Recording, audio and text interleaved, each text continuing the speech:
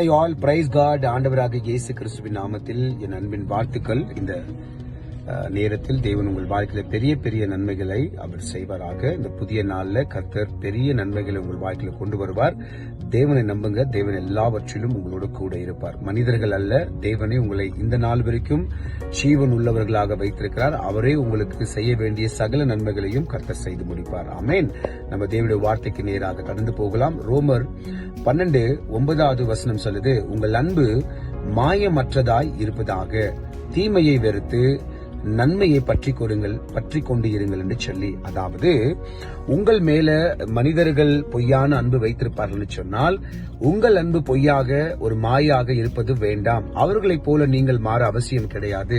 நீங்கள் தேவனை போல மாறணும். தேவன் தீமையை செய்தவர்களுக்கு அவர் நன்மையை செய்தார். அப்ப இந்த வேத வசனம் என்ன சொல்லுதுன்னா, நம்மளுக்கு எதிராக இருக்கிறவர்கள் என்ன மாதிரி காரியங்கள் செய்யட்டும், நம்மளுக்கு துரோகம் செய்யட்டும், நம்மளுக்கு பிரச்சனைகள் செய்யட்டும், நம்மள பின்னாடி பேசட்டும், நமக்கு துரோகங்கள் செய்யட்டும், அநேக காரியங்கள் அவர்கள் செய்யட்டும், அவர்களுடைய அன்பு மாயமானது.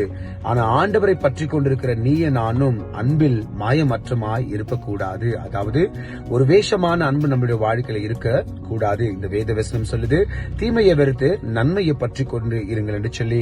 அவர்கள் உங்களுக்கு தீமையை செய்கிறார்களா? தயவு செய்து அதுவை யோசிச்சிருக்காதீங்க. அதை நீங்க வெறும் நன்மையாக பாருங்களேன். உங்கள் வாழ்க்கையில கர்த்தருடைய நன்மை ரொம்ப பெருசா இருக்கும். இந்த புதிய நாளில நான் உங்களுக்கு சொல்ல வேண்டியது, அவர்கள் உங்களுக்கு என்ன செய்கிறார்களோ அது செய்யட்டும், நீங்கள் நன்மையை பற்றி கொண்டிருங்கள். காரணம், நீங்கள் ஆண்டவராக இயேசு கிறிஸ்துவோட பிள்ளை. ஆண்டவரை காட்டிக் கொடுத்த யூதாஸ் காட்டிக் கொடுக்கிற ஊழியத்தை செய்தான். ஆனா ஆண்டவரோ உண்மை உள்ளவராக இந்த உலகத்துல ஊழியத்தை செய்து முடித்தார். உங்கள் வாழ்க்கையில, உங்கள் குடும்பங்கள்ல உங்களுக்கு இருக்கக்கூடிய ஜனங்கள் உங்கள் மேல மாயமற்றமா இருக்கிறாங்களா? பரவாயில்ல, நீங்கள் நன்மையை செய்யுங்க. இயேசு சுவாமியை ஆராதிக்கிற நாம எப்பயுமே நன்மையை பற்றி கொண்டிருக்கணும். செபிக்கலாமா? பரலோக பிதாவே, எங்கள் ஆண்டவரும் ரட்சகரும் மீட்பெருமாக இயேசுவே, இந்த வானத்துக்கும் பூமிக்கும் ஆண்டவரே உங்க நாம மகிமைப்படுத்தும். இயேசு கிறிஸ்துவின் நாமத்தில் செபிக்கிறேன் பிதாவே, ஆமென்.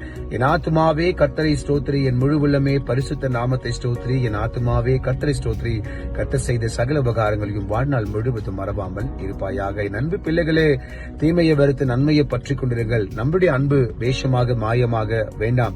நம்முடைய அன்பு எப்பயுமே இயேசு சுவாமி போல இருக்கட்டும். நம்பி இருங்க. இந்த புதிய நாளில உங்கள் வாழ்க்கையில கர்த்தர் பெரிய நன்மைகளை கொண்டு வருவார். இந்த காலை வேளையில ஆமென். நம்ம மீண்டும் நாளைக்கு சந்திக்கலாம். அதுவரைக்கும் கர்த்தர் உங்களோடு கூட இருப்பாராக.